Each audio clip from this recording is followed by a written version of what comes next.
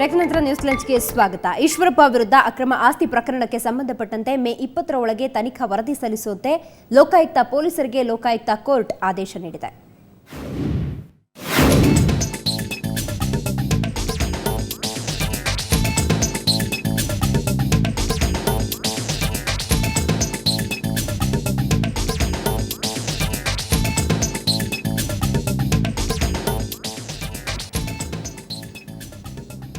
DCM Eshwarappa ವಿರುದ್ಧ ಅಕ್ರಮ ಆಸ್ತಿ ಗಳಿಕೆ ಆರೋಪ ಇರುವಂತದ್ದು ಗೊತ್ತೇ ಇದೆ. ಈ ಹಿನ್ನೆಲೆಯಲ್ಲಿ ಮೇ 20ರ ಒಳಗೆ ತನಿಖಾ ವರದಿಯನ್ನು ಸಲ್ಲಿಸುವಂತೆ ಶಿವಮೊಗ್ಗ ಲೋಕಾಯುಕ್ತ ಕೋರ್ಟ್ ಆದೇಶವನ್ನ ನೀಡಿದೆ. ಬನ್ನಿ ಗೊತ್ತಂತೆ ಹೆಚ್ಚಿನ ಮಾಹಿತಿಯನ್ನು ಪಡ್ಕೊಳ್ಳೋಣ. ನಮ್ಮ ಪ್ರತಿನಿಧಿ ರಾಜೇಶ್ ಈಗ ನಮ್ಮ ಜೊತೆ ದೂರವಾಣಿ ಸಂಪರ್ಕದಲ್ಲಿದ್ದಾರೆ.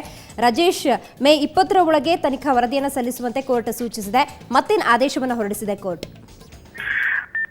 ಏನು ಡಿಸಿಎಂ ಈಶ್ವರಪ್ಪನವರ ಮೇಲೆ ಲೋಕಾಯುಕ್ತ ದಾಳಿ ನಡೆಯಿತು. ಆ ಸಂದರ್ಭದಲ್ಲಿ ಇವತ್ತು ಫೆಬ್ರವರಿ 4ರೊಳಗೆ ಏನು ತನಿಖೆಯನ್ನು ಮಾಡಿ ಅದಕ್ಕೆ ವರದಿಯನ್ನು ಸಲ್ಲಿಸುವಂತೆ ಕೋರ್ಟ್ ನ್ಯಾಯಾಲಯ ಆದೇಶ ಮಾಡಿತ್ತು.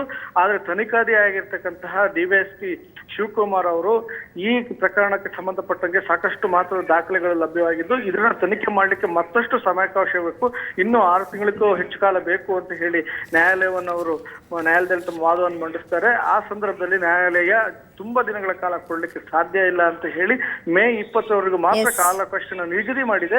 ಈ ಹಿನ್ನೆಲೆಯಲ್ಲಿ ಈ ಏನು ಇವತ್ತು ಕೊಡಬೇಕಾಗಿದ್ದ ವರದಿ ಏನಿತ್ತು ಮೇ 20ರೊಳಗೆ ಕೊಡ್ಲಿಕ್ಕೆ ನ್ಯಾಯಾಲಯ ಒಂದು ಆದೇಶ ಮಾಡಿದೆ ಅಂತ ಹೇಳ್ಬೋದು. ಮಾಹಿತಿಗಾಗಿ ಧನ್ಯವಾದ ರಾಜೇಶ್.